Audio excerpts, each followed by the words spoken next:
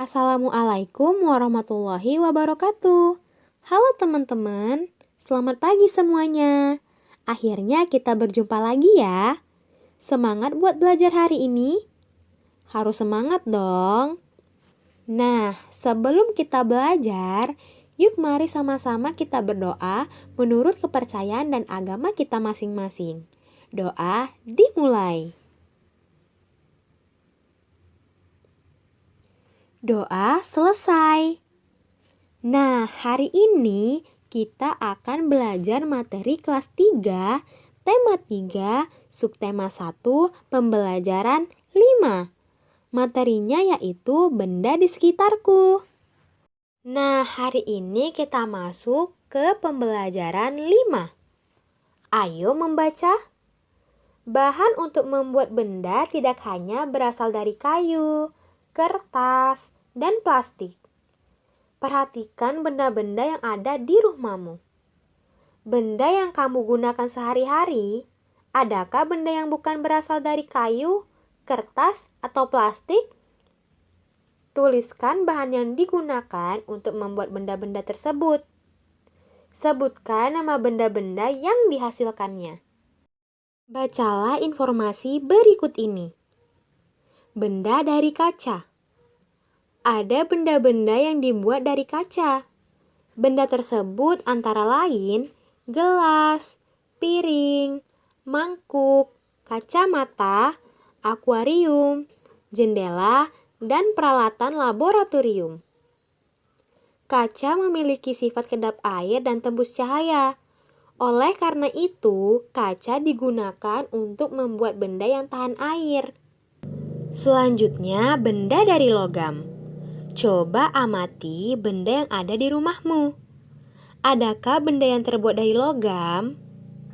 Benda-benda tersebut antara lain panci, penggorengan, sendok sayur, sendok makan, kerangka mobil, dan pagar rumah. Mengapa benda-benda tersebut dibuat dari logam? Karena logam memiliki sifat kuat, dapat dibentuk, dan pengantar panas yang baik. Nah, selanjutnya benda dari karet. Perhatikan penghapus pensil. Terbuat dari apakah penghapus itu? Penghapus dibuat dari karet. Benda-benda lainnya yang dibuat dari karet antara lain ban, balon, sendal karet, bola, dan sarung tangan. Bagaimanakah sifat karet? Diskusikan bersama temanmu. Selanjutnya, ayo mengamati. Amatilah benda-benda di sekitarmu. Adakah yang terbuat dari bahan kaca, logam, atau karet? Tuliskan hasil pengamatanmu pada tabel yang telah disediakan. Perhatikan contoh berikut ini. Nomor 1, nama benda piring. Bahan pembentuk adalah kaca. Nomor 2, gelas. Bahan pembentuk? Ya, juga kaca. Nomor 3, sendok. Bahan bentuk? Kira-kira apa ya? Nah, logam. Kemudian nomor 4, garpu. Bahan pembentuk adalah sama, juga logam. Nah, nomor 5, nama benda bola. Bahan pembentuk bola apa ya? Karet, tepat sekali. Tulislah benda-benda yang ada di sekitarmu serta tuliskan bahan pembentuknya. Sekarang ayo mencoba. Kamu telah mengamati benda-benda di sekitarmu. Lengkapilah bagan berikut ini. Terdapat beberapa bahan pembentuk benda. Ada kaca, kayu, kertas, plastik, logam, dan karet. Nah, selanjutnya sifat bahan dari kaca. Apa saja? Kedap air dan tembus cahaya. Kemudian contoh bendanya adalah piring, gelas, dan akuarium. Kemudian sifat bahan dari karet. Apa saja? Ada lentur, mudah terbakar, dan tahan terhadap air.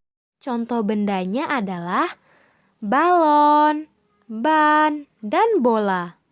Kemudian sifat bahan dari logam adalah kuat, dapat dibentuk, dan penghantar panas yang baik. Contoh bendanya adalah garpu, sendok, dan uang koin. Kalian juga bisa menuliskan contoh-contoh lain dari benda-benda tersebut sesuai dengan kreativitasmu. Selanjutnya, ayo berdiskusi. Kamu telah mempelajari aneka bahan pembentuk benda. Setiap bahan pembentuk benda mempunyai sifat yang khas. Perhatikan lingkungan kelas dan sekolahmu. Sebutkan bahan yang biasa digunakan untuk membuat tempat sampah. Ya, plastik, kayu, bahkan logam seperti aluminium dapat dibuat tempat sampah. Sekarang perhatikan tempat sampah di kelasmu. Terbuat dari apakah tempat sampah di kelasmu? Apakah jumlahnya mencukupi? Apakah anak-anak sudah mempunyai kesadaran dalam membuang sampah di tempatnya? Sekarang, musyawarahkan dengan teman sekelasmu. Bagaimana cara meningkatkan kebersihan di sekolahmu? Kemudian, tuliskan hasil musyawarah di kotak berikut. Perhatikan contoh berikut ini. Cara meningkatkan kebersihan sekolah antara lain, yang pertama, membuang sampah di tempatnya. 2. Meningkatkan kesadaran siswa akan kebersihan. Yang ketiga, membuat poster tentang menjaga kebersihan. Nah, untuk selanjutnya silahkan tuliskan hasil musyawarah di kotak yang sudah tersedia dan dituliskan di bukumu masing-masing. Ingatlah kembali saat kamu melakukan musyawarah bersama teman-teman. Kemudian, jawablah pertanyaan berikut ini. Perhatikan. 1. Apakah setiap anak boleh memberikan pendapatnya saat bermusyawarah? Ya, boleh. Nomor 2. Mengapa kita harus memberikan pendapat saat bermusyawarah? Karena pendapat kita sangat diperlukan dalam musyawarah. Kemudian, apa yang terjadi jika hanya 1 atau 2 orang yang memberikan pendapat? Yang terjadi jika hanya 1 atau 2 orang yang memberikan pendapat, hasil keputusan musyawarah hanya bersumber dari 1 atau 2 orang tersebut. Kemudian, apakah kita boleh memaksakan pendapat saat bermusyawarah? Jawabannya, tidak. Dan yang terakhir, nomor 5. Tuliskan pengalamanmu tentang musyawarah. Apakah menurutmu musyawarah sudah berjalan lancar? Jawabannya, saat musyawarah tentang tujuan wisata, semua berjalan dengan baik. Semua anggota aktif dalam memberikan pendapatnya. Hasil keputusan pun dapat diterima semua anggota. Kalian juga bisa menuliskan jawaban sesuai dengan pengalaman kalian. Berikutnya, ayo mencoba. Perhatikan bahan yang digunakan untuk membuat penggaris. Plastik, kayu, dan aluminium atau logam adalah bahan yang dapat digunakan untuk membuat penggaris. Mengapa bahan kaca tidak digunakan untuk membuat penggaris? Coba perhatikan satuan yang tertera pada penggaris. Kamu akan melihat lebih dari satu satuan panjang. Ada satuan meter, sentimeter, dan milimeter. Meter, sentimeter, dan milimeter adalah satuan panjang. Apakah kamu dapat mencari hubungan antara satuan meter, sentimeter, dan milimeter? 1 meter sama dengan 100 sentimeter. Sama dengan 1000 milimeter. Nah, sekarang coba kamu perhatikan. Benny mengukur panjang pita 5 meter 30 cm. atau 5 meter lebih 30 cm. Berapa panjang pita dalam satuan cm? 5 meter tambah 30 cm. 5 meter ini diubah dulu menjadi cm. Berapa? Ya, 500 cm. Kemudian 30 cm tidak diubah, tetap 30 cm. Nah, selanjutnya 5 meter 30 cm sama dengan 50 cm ditambah 30 cm. Hasilnya adalah 500 ditambah 30. Nah, 530 cm. Jadi panjang pita adalah 530 cm. Nah, untuk selanjutnya, panjang mobil Ayah Dayu adalah 410 cm. Panjang mobil Ayah Dayu dalam satuan meter adalah, nah di sini 410 cm sama dengan 400 cm ditambah 10 cm. Kemudian 400 cm ini diubah menjadi meter. Jadilah 4 meter. Nah, kemudian 10 cm ini tidak diubah menjadi meter. Kenapa? Karena jika diubah 10 cm menjadi meter, hasilnya koma. Jadi 10 cm ini tetap 10 cm. Lalu jika digabungkan adalah 4 meter 10 cm.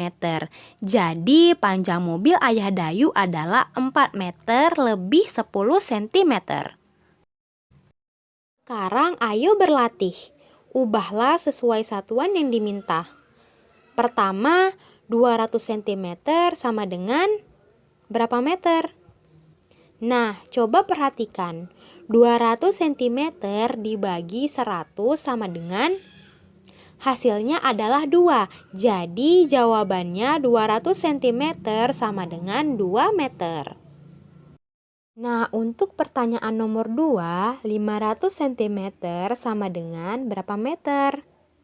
Nah, sama dengan seperti nomor 1, 500 cm dibagi 100 sama dengan, jawabannya adalah 5. Berarti jawaban nomor 2 adalah 500 cm sama dengan 5 meter. Ayo berlatih. Lakukanlah aktivitas berikut ini. Pertama, perhatikan gambar benda yang harus kamu ukur. Kedua, ukurlah bagian benda sesuai gambar. Ketiga, tuliskan perkiraanmu terlebih dahulu, atau ukuran hasil tebakanmu tanpa menggunakan alat ukur. Keempat, ukurlah dengan menggunakan alat ukur. Yang kelima, lengkapilah tabel di bawah ini dengan hasil pengukuranmu.